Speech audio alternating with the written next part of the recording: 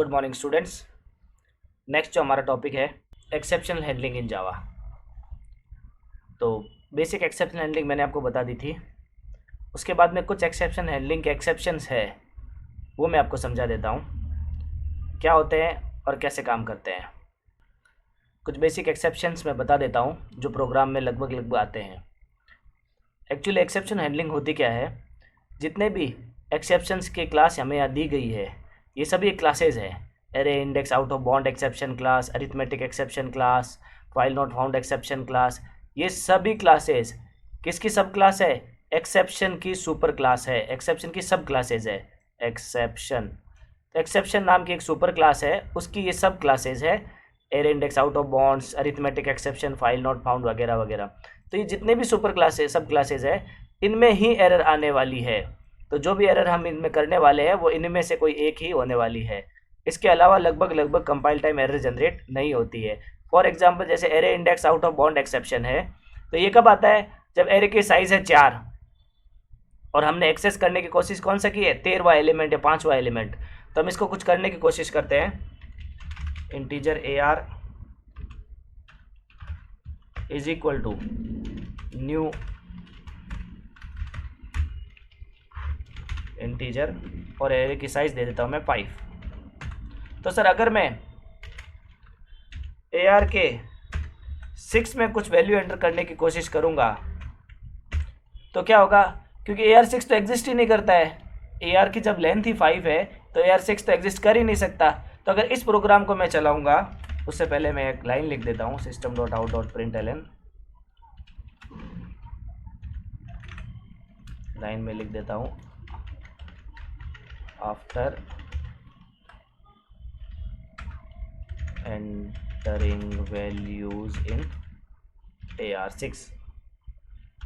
AR6 में value enter करने के बाद क्या होता है। तो इस प्रोग्राम को रन करके देखता हूं मैं। तो जैसे ही रन करता हूं क्या एक्सेप्शन आता है कि index 6 out of bounds for length 5। Sir length तो है 5 और आप कौन सी इंडेक्स में डालना चाहते हो? 6 में डालना चाहते हो। तो ये प्रोसेस नहीं हो सकता। क्यों नहीं हो सकता? क्योंकि एक एक्सेप्शन है जावा lang.array index out of bound exception, ये क्रिएट हो जाता है। और लॉजिकली भी अगर हम सोचें तो हम पाएंगे कि 5 की लेंथ में हम छठा एलिमेंट डाल ही नहीं सकते, क्योंकि एक बॉक्स में एक बिट में एक एरे के एक इंडेक्स में एक ही एलिमेंट स्टोर किया जा सकता है। तो इसलिए भी एरर है। तो इस टाइप की एरर जनरेट होती है लगभग। तो इसमें और कौन से ऑप्शन है? Array index out of bound, arithmetic exception जब डिवाइड बाय 0 करते हैं, नल फाइल नॉट फाउंड। जब आगे हम फाइल हैंडलिंग पढ़ेंगे उस समय क्या होगा, हम किसी फाइल को सर्च करेंगे और वो फाइल होगी ही नहीं। किसी फाइल को ओपन करने की कोशिश करें और वो फाइल हो ही ना, तो ये एक्सेप्शन जनरेट होता है, फाइल नॉट फाउंड एक्सेप्शन। उसके बाद नल पॉइंटर एक्सेप्शन, जैसे इसने लिया है स्ट्रिंग में वैल्यू क्या डाली है? नल डाली है, और फिर उसी स्ट्रिंग के लेंथ को प्रिंट कराने की कोशिश कर रहा है। स्ट्रिंग में वैल्यू ही नल है, उस स्ट्रिंग की नल लेंथ हो ही नहीं सकती। तो इसलिए नल पॉइंटर एक्सेप्शन क्रिएट होता है। Number format exception, print IO exception, इस प्रकार के एक्सेप्शन खूब सारे हमारे पास है। अब बेसिक एक्सेप्शनल हैंडलिंग तो हमने पढ़ ली थी, कुछ एग्जांपल्स में हमने अभी किए हैं। अब हम एक एग्जांपल और करते हैं। Array index out of bound का एग्जांपल भी हमने किया, मल्टीपल कैच ब्लॉक का। ये एक अच्छा एग्जांपल है इस चीज़ को समझने के लिए कि कैसे एक प्रोग्राम में अलग अलग आउटपुट आ सकते हैं, अलग अलग एक्सेप्शन को पकड़ा जा सकता है। जैसे यहाँ पर क्या कर रहा है, एक तो इसने एरे बनाया है स्ट्रिंग सिटी लिस्ट का, जिसमें अहमदाबाद बड़ौदा 4 वैल्यूज़ डाली है। एक इंटीजर लिया न्यूमरेटर 15 और डिनोमिनेटर 0 लिया है। तो सब डिनोमिनेटर से डिवाइड करेगा तो पक्का एक्सेप्शन आने ही वाला है। फिर ये लिखता है स्टेटमेंट बिफोर ट्राई ब्लॉक और फिर एग्जीक्यूट करता है बिगिनिंग ऑफ ट्राई ब्लॉक, और सिटी ऑफ 5 को ये प्रिंट कराने की कोशिश करता है। बहुत अच्छे से जानते हैं हम सिटी ऑफ 5 नहीं आ सकता। क्यों? क्योंकि एरे की साइज़ कितनी? 4 ही है, 4 एलिमेंट्स है, अहमदाबाद, बड़ौदा, राजकोट और सूरत। तो अब एक तो सबसे पहला जो एक्सेप्शन है वो तो यही जनरेट हो जाएगा। कंपाइलर यहाँ पर आएगा, देखेगा यहाँ एरर है, एक्सेप्शन है, तो सीधा कहाँ चला जाएगा? यहाँ नहीं जाएगा। कौन सा है ये? Array index out of bound है ना, हाँ, तो यहीं पे चला जाएगा। तो सीधा कहाँ चला जाएगा? यहाँ चला जाएगा। क्या बोलेगा? Array index out of bound आ गई सर, फर्स्ट कैच ब्लॉक में एक्सेप्शन कॉट हो चुका है। तो इसके बाद में जो भी वैल्यूज बची है, इसके बाद में 2 लाइन ये बची है, आंसर न्यूमरेटर अपॉन डिनोमिनेटर वाली और ये प्रिंट वाली, ये लाइन एग्जीक्यूट नहीं होगी। क्यों नहीं होगी एग्जीक्यूट? क्योंकि सर प्रोग्राम का फ्लो ही आगे जा चुका है, अब सीधा एंड ऑफ प्रोग्राम पर ही फ्लो जाने वाला है। तो ये बात हमको समझनी है कि जब मल्टीपल ट्राई कैच हो, मल्टीपल हमारे पास एरर होने की संभावना है, तो हमें उसे किस तरह हैंडल करना है, इसको हम प्रोग्राम के थ्रू समझते हैं। तो इस तरह का एक प्रोग्राम हम भी बनाते हैं जिसमें हम क्या जानबूझकर एरर डालेंगे। एक तो एरे को इंडेक्स आउट ऑफ बाउंड में लाएंगे और एक को हम अरिथमेटिक एक्सेप्शन को डिवाइड करने की कोशिश करेंगे 0 से, फिर चेक करेंगे कौन सा वैल्यू कहाँ जाती है और एक सही तरीका भी देखेंगे कि किस तरह से इस काम को सही से इम्प्लीमेंट किया जा सकता है। तो एक एरे तो हमने बना ही रखा है, इसमें वैल्यूज डाल देते हैं। इस बार हम डायरेक्ट इनिशियलाइजेशन कर देते हैं 6 5 डायरेक्ट वैल्यूज ही डाल रहा हूँ मैं। कितने एलिमेंट्स हो गए 1 2 3 4 5 6 और 7 एलिमेंट्स है। और इसके बाद में क्या करते हैं हम,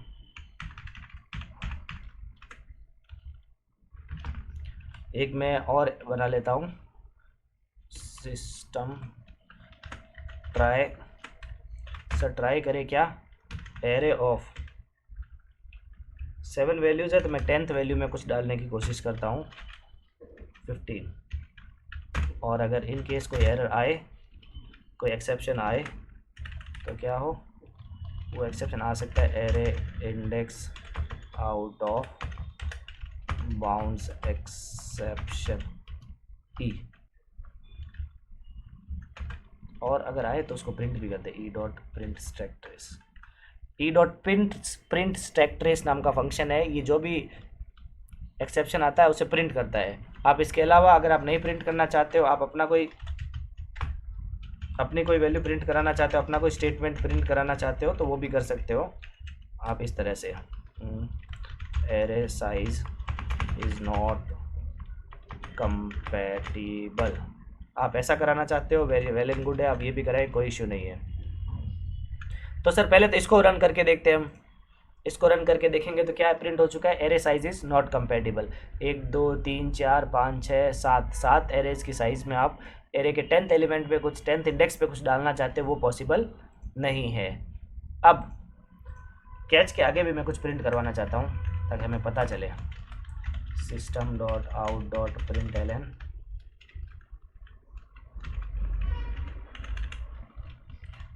आफ्टर कैच स्टेटमेंट STATEMENT। इसको रन करके देखते हैं फिर से। तो क्या रहा है, एक तो array size is not compatible आ रहा है और एक आफ्टर कैच स्टेटमेंट भी आ रहा है। तो भाई प्रोग्राम यहाँ चला, सीधा यहाँ तक आया, देखा कि एरे के साइज़ में कितना डालने की कोशिश कर रहे हो, 10th एलिमेंट पे 10th इंडेक्स पे आप 15 डालने की कोशिश कर रहे हो। तो सर एक ही एक्सेप्शन है, एक्सेप्शन में गया सीधा, और जो भी एक्सेप्शन की बॉडी में, कैच की बॉडी में जो भी है वो एग्जीक्यूट हुआ और आगे आ गया प्रोग्राम। अब एक और एक्सेप्शन हम बनाते हैं, जानबूझकर क्रिएट करते हैं। क्या क्रिएट करते हैं, system.out.println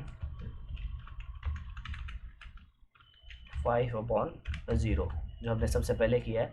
5/0 जो है वो डिवाइड बाई 0 अरिथमेटिक एक्सेप्शन है। अरिथमेटिक एक्सेप्शन को हमने यहाँ पर कैच नहीं किया है, तो सर ट्राई में आएगा ज़रूर, इसको चेक करेगा, पर इसको कैच करने के लिए, कोई भी एक्सेप्शन को कैच करने के लिए कुछ भी यहाँ पर एलिमेंट्स नहीं है।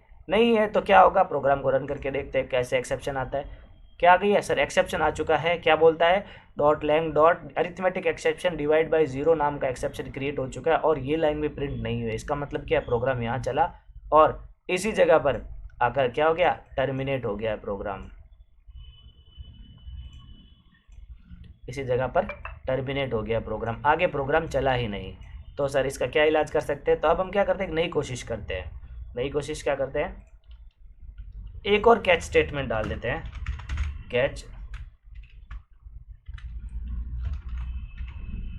अरिथमेटिक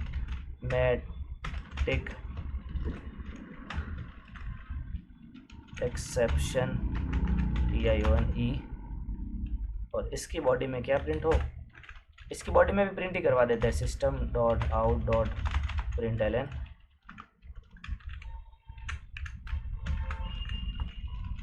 डिवाइड बाय 0, ये एरर है। तो ये हम क्या प्रिंट करवाते हैं, you can not divide by 0, you can not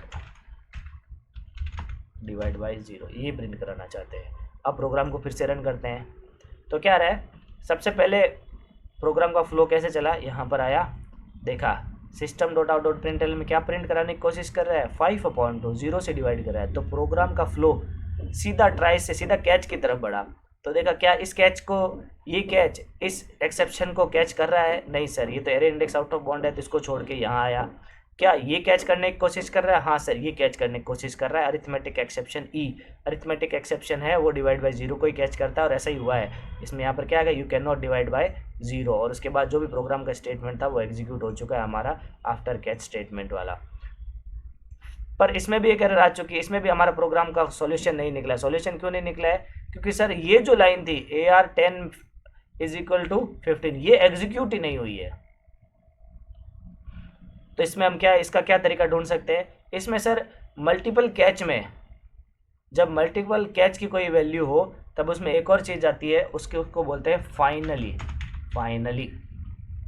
finally वो ब्लॉक होता है जो एग्जीक्यूट होगा ही होगा, आप चाहे कितना भी कोशिश कर लें वो एग्जीक्यूट होगा ही होगा। system.out.println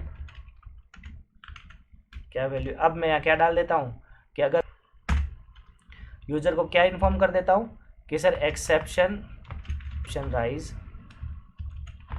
एंड हैंडल, तो एक्सेप्शन राइज हुआ था और हैंडल भी हो चुका है। अब इसको फिर से रन करने की कोशिश करते हैं तो क्या रहा है, सबसे पहले यहाँ पर प्रोग्राम का फ्लो गया, सबसे पहले प्रोग्राम का फ्लो यहाँ पर आया, और यहाँ पर क्या देखा इसने, भाई डिवाइड बाय 0 है। तो डिवाइड बाय 0 के लिए क्या इनको कोई इस एक्सेप्शन को कोई कैच कर रहा है, ये नहीं कर रहा है, ये कर रहा है सर। तो you can not divide by 0, तो ऐसा कैसा एक्सेप्शन, ये प्रिंट हो चुका है you can not divide by 0। इसके बाद में अगर कुछ भी कैच एक्सेप्शन में कोई कैच हो या ना हो तो फाइनली ब्लॉक है वो तो एग्जीक्यूट होने ही वाला है, एक्सेप्शन राइज एंड हैंडल। तो एक्सेप्शन राइज एंड हैंडल, इसके बाद में क्या लिखा हुआ है, आफ्टर कैच स्टेटमेंट है वो वैसा का वैसा प्रिंट भी हो चुका है। अब एक और काम करते हैं, हम क्या करते हैं, डिवाइड बाय 0 के लिए जो कैच स्टेटमेंट है उसको हटा देते हैं। भाई सर एरर तो है पर उसका एक्सेप्शन को, उसको कैच स्टेटमेंट को मैंने हटा दिया है। अब फिर से रन करके देखते हैं, जैसे ही फिर से रन किया है यहाँ पर डिवाइड बाय 0 के एक्सेप्शन को देखा और सीधा कैच की तरफ बढ़ा। क्या इसे कोई कैच कर रहा है, नहीं सर यहाँ नहीं कर रहा है। अगर कैच नहीं कर रहा है फिर भी फाइनली ब्लॉक तो एग्जीक्यूट होगा ही, एक्सेप्शन राइज एंड हैंडल्ड। उसके बाद में एक्सेप्शन जनरेट हो चुका है डिवाइड बाय 0 एक्सेप्शन, और प्रोग्राम यही टर्मिनेट हो चुका है कि हमारी ये जो वैल्यू है आफ्टर कैच स्टेटमेंट वाली ये यहाँ पर प्रिंट ही नहीं हुई है। इसका मतलब प्रोग्राम क्या हो गया है, वहीं पर टर्मिनेट हो चुका है। अब इस चीज़ का सॉल्यूशन चाहिए मुझे कि सर ऐसा तो नहीं हो सकता कि एक ही स्टेटमेंट एग्जीक्यूट और दूसरा हो ही ना। तो इसका सबसे अच्छा सॉल्यूशन क्या है, आपको लगे कि इस लाइन में एक्सेप्शन क्रिएट हो सकता है, जनरेट हो सकता है, तो उस लाइन को ट्राई और कैच में डालें, और आपको लगे कि दूसरी लाइन में भी एक्सेप्शन क्रिएट हो सकता है तो दूसरी लाइन को अलग से ट्राई और कैच वाले स्टेटमेंट में एग्जीक्यूट करें, ब्लॉक करें, उसको ट्राई और कैच वाले बॉडी में अलग से डालें, एक अलग बॉडी में ही डालें। तो कैसे किया जा सकता है, या तो इसकी अलग बॉडी बनाई जा सकती है, या फिर क्या किया जा सकता है, इसी को ही ट्राई और कैच में डाला जा सकता है।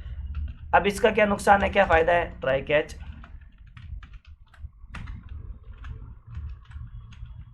एक्सेप्शन ई और इसकी बॉडी बन चुकी है एक्सेप्शन ई। हाँ, पर इसका क्या एरर है, इसमें एरर ये है कि सर फ्लो जो है वो यहाँ तक पहुँचना ज़रूरी है। भाई सर अगर फ्लो पहुँचेगा तभी तो काम होगा। तो इसका और प्रॉपर तरीका क्या है कि या तो जो अनहैंडल्ड प्राइमरी अनहैंडल्ड एक्सेप्शन है उसे बाद में रख दिया जाए, और जो प्राइमरी हैंडल्ड एक्सेप्शन है उसे पहले रख दिया जाए। जैसे ये एक्सेप्शन है ए का 10, एक एरे में 10 की वैल्यू, एरे की 10th इंडेक्स में मैं 15 की वैल्यू डालने की कोशिश कर रहा हूँ, इसको मैंने यहीं पर हैंडल कर लिया तो यहाँ तो हैंडल हो जाएगा, ये प्रिंट हो कि ना हो, एरे साइज नॉट कंपेटेबल, ये प्रिंट होगा। तो मैं इसको यहाँ पर प्रिंट कर देता हूँ। अच्छा, एक और बात बताना चाहता हूँ, अगर कोई भी एक्सेप्शन का मुझे पर्टिकुलर सब क्लास नहीं पता है, तो एक्सेप्शन नाम की सुपर क्लास है, ये सारे एक्सेप्शंस को हैंडल करती ही है, तो इसको लगाएंगे तो सारे एक्सेप्शन हैंडल होंगे ही। तो इसको भी हम यहाँ से फिलहाल के लिए हटा सकते हैं, पर इसको मैं हटाऊंगा नहीं, इसको मैं यहाँ पर डालूंगा arithmetic exception, arithmetic exception e, और प्रिंट करना। और इसमें क्या करना है, you can not divide by zero, you can not divide by zero. अब क्या होगा, प्रोग्राम का फ्लो कैसे चलेगा, प्रोग्राम यहाँ आएगा, देखेगा कि सर इसने ट्राई कैच में कुछ चीज़ तो डाली है, पर ट्राई के अंदर एक और ट्राई है, तो उसने चेक किया कि क्या AR10 में 15 की वैल्यू डालने की कोशिश कर रहा है, AR10 में क्या AR की 10th इंडेक्स एक्सेसिबल है, नहीं है, तो क्या एक्सेप्शन आ गया, एक्सेप्शन आया array index out of bound का एक्सेप्शन, जिसको किसने कैच किया है, एक्सेप्शन नाम की सुपर क्लास ने कैच किया है, और क्या प्रिंट कराने का बोल रहा है, array size is not compatible. अब यहाँ से बाहर आया ये, जैसे ही बाहर आया तो एक और स्टेटमेंट मिला इसको, जो क्या कर रहा है, डिवाइड बाय ज़ीरो कर रहा है, फिर एक एक्सेप्शन जनरेट हुआ, जो पर उसके लिए तो हमने ट्राई ब्लॉक लगा रखा है, तो इस ब्लॉक से जैसे ही निकलेगा तो सामने इसको एक कैच ब्लॉक मिलेगा, वो क्या कर रहा है, अरिथमेटिक एक्सेप्शन को ही कैच कर रहा है, तो क्या जाएगा, you can not divide by zero, और फाइनली जो एक्सेप्शन राइज एंड हैंडल वाला एक्सेप्शन, ये वाली वैल्यू भी प्रिंट होगी, और इसके बाद में क्या है, आफ्टर कैच स्टेटमेंट, ये भी प्रिंट होने ही वाला है। तो चारों चीज़ें हमारी प्रिंट हो चुकी है। सबसे पहले प्रोग्राम के फ्लो में आया array index, array size is not compatible, ये भी प्रिंट हो चुका है, you can not divide by zero, ये भी प्रिंट हो चुका है, exception and rise and handle ये भी हो चुका है, और आफ्टर कैच स्टेटमेंट भी हो चुका है। सर इसका एक और तरीका क्या हो सकता है, एक और तरीका सीधा सीधा हो सकता है सर, मुझे लग रहा है कि मेरा जो स्टेटमेंट है वो अलग से कुछ ना कुछ जनरेट कर सकता है, तो मैं क्या करूँ भाई, दोनों को अलग अलग ट्राई ब्लॉक में ही डाल दूँ, ट्राई दिस एंड उसके लिए कैच स्टेटमेंट है मेरा ये। अब क्या हो रहा है, इसको थोड़ा अरेंज सही कर देता हूँ मैं, शिफ्ट टैब से, इसको टैब में, इसको टैब में। अब क्या हो रहा है, इस ट्राई के लिए जो कैच स्टेटमेंट है, इस ट्राई के लिए जो कैच स्टेटमेंट है वो है ये, इस ट्राई के कैच के लिए कैच स्टेटमेंट है ये, और फाइनली भी है इसके लिए ये वाला फाइनली इसके लिए नहीं है, क्योंकि ये वाला फाइनली इस ट्राई ब्लॉक के लिए है। तो यहाँ अगर एरे साइज के अलावा कोई और एक्सेप्शन जनरेट होता तो प्रोग्राम टर्मिनेट ही होता। अगर यहाँ पर मैंने क्या दिया होता, array index out of bound, यहाँ मैंने अभी एरे की सुपर क्लास दे रखी है, तो सारे एक्सेप्शन, इस ट्राई में आने वाले सारे एक्सेप्शन हैंडल होंगे ही होंगे, तो उसके बाद में फाइनली एग्जीक्यूट होगा। और ये एकदम सही तरीका है इस चीज़ को हैंडल करने का, क्योंकि क्या आप हर बार क्या एरर कर रहा हूँ मैं, कुछ ना कुछ मैंने ब्लॉक ब्रैकेट्स नहीं लगाए हैं, ट्राई के लिए कैच है, कैच के लिए क्लोजिंग नहीं है, ट्राई के लिए कैच है, कैच के लिए क्लोजिंग भी है, और फाइनली भी क्लोजिंग भी है। अब क्या हो रहा है, अब तरीके से प्रोग्राम चल रहा है, इस स्टेटमेंट को देख रहा है, और इसमें जो भी वैल्यू है उसको भी देख रहा है, और उसके लिए अगर एक्सेप्शन आता है तो कैच कर रहा है, इसको भी देख रहा है, इसमें एक्सेप्शन आता है तो उसे भी कैच कर रहा है, फाइनली भी एग्जीक्यूट हो रहा है, और आफ्टर कैच स्टेटमेंट भी एग्जीक्यूट कर रहा है।